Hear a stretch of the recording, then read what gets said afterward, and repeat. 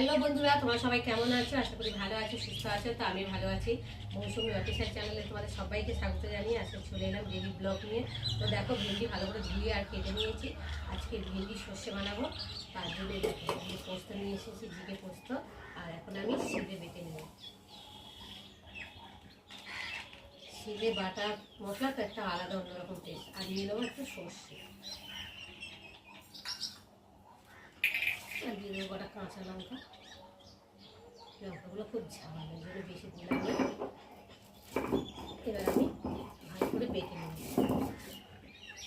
এটা এখন উঠছে তো।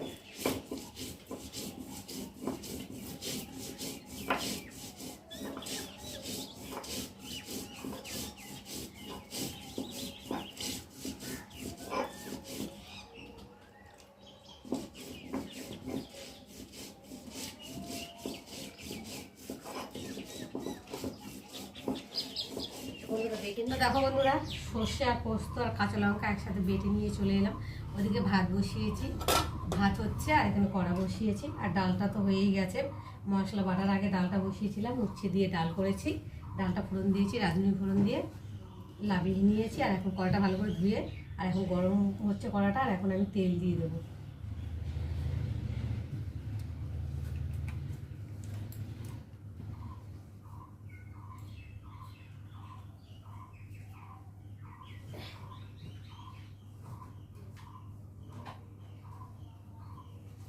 তেলটা গরম হয়ে গেছে, আর এখন আমি দিয়ে দেবো কালো জিরে ফোড়ন।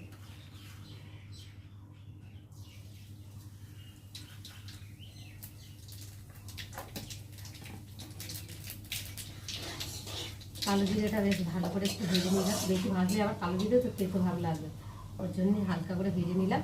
আর এখন কেটে রাখা ভেন্ডিগুলোকে দিয়ে তেলের মধ্যে ভালো করে ভেজে নিলাম।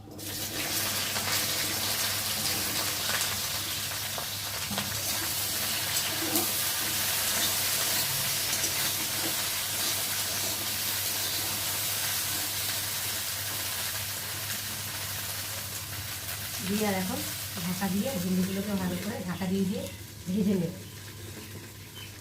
আর করবো কলা ভাজা। এই দেখো, কলাটাকে কেটে ভিজিয়ে রেখেছিলাম। একটু হলুদ দিয়ে ভিজিয়ে রাখলে আরও ভালো হয়, কষটা তাড়াতাড়ি উঠে যায়। তো হলুদটা ছিল না, এই সবে দোকানটা আনা হলো, তার জন্য আর মাখালাম না। আর এখন আমি ভালো করে ধুয়ে আর জলে ভিজিয়ে রেখেছিলাম।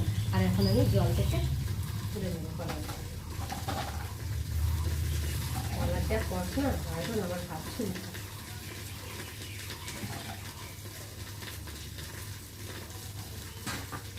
তুলে নিলাম। কলা ভাজাটা খেতে আমার ভালো লাগে। তোমরা কারা কারা ভালোবাসো, অভালো ভাজা অবশ্যই কিন্তু কমেন্ট বক্সে জানিও। তো চলো, এখন আমি অল্প করে নুন দিয়ে দেবো,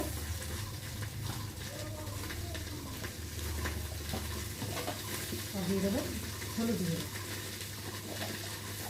দিয়ে ভালো করে মাখিয়ে নেব।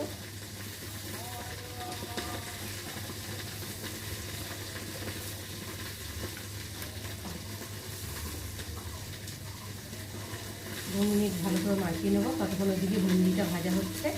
আর ভেন্ডিটাকে এখন আমি একটু ঢাকা খুলে আর নেড়ে দেবো।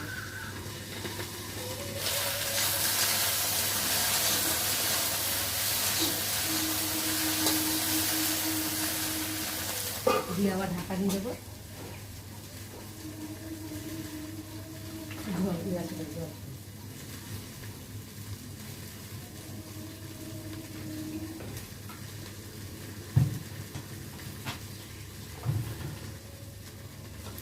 একটু নেড়ে দেবো।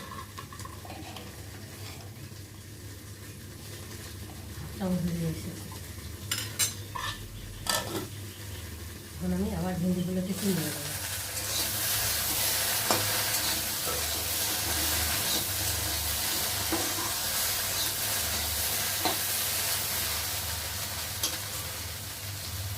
এবার দিয়ে দেবো পরিমাণ মতো নুন,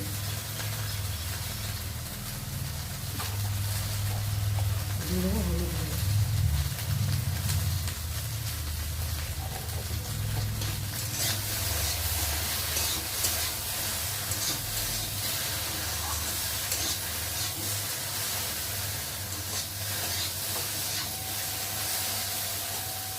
নুন আর হলুদ দেওয়ার পরে আবার একটু ভালো করে ঢাকা দিয়ে ভেজে নেব। তো দেখো বন্ধুরা, এবার 2 মিনিট পরে ফিরে এলাম। এবার ঢাকাটাকে খুলবো। দেখো এবার একটু নেড়ে দেবো। ভিন্ডিটাও বেশ ভাজা ভাজা হয়ে গেছে, যত ভেজে নেবে তত টেস্ট হবে। ভাজা ভাজা হয়ে গেছে দেখতে সুন্দরভাবে। আর এখন আমি পোস্ত আর সর্ষেটাকে দিয়ে দেবো।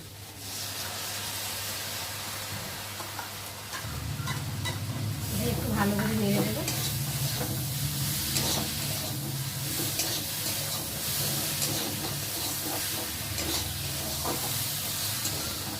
দিয়ে আর এখন বাটিটার মধ্যে একটু জল দেবো, যেহেতু বাটিটা রেডি হয়েছে। তো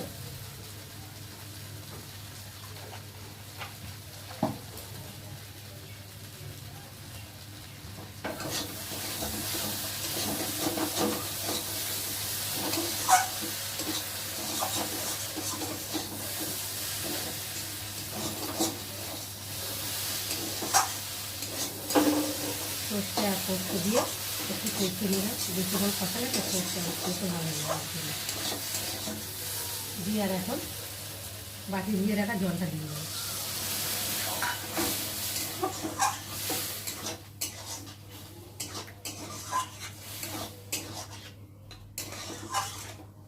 দিয়ে আর একটু জল দিয়ে দেবো।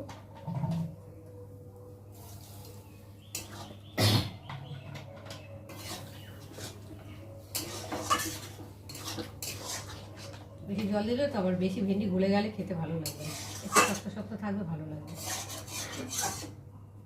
দিয়ে আর এখন আমি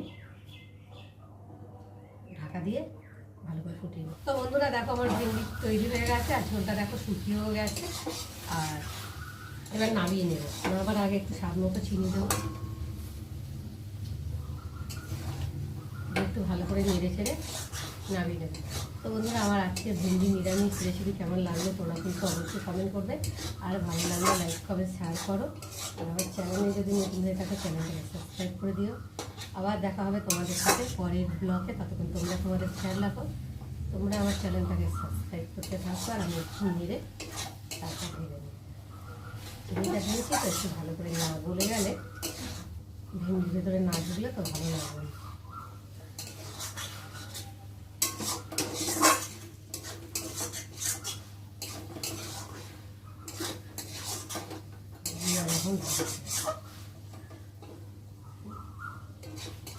দিয়ে আর এখন আমি নামিয়ে নেব।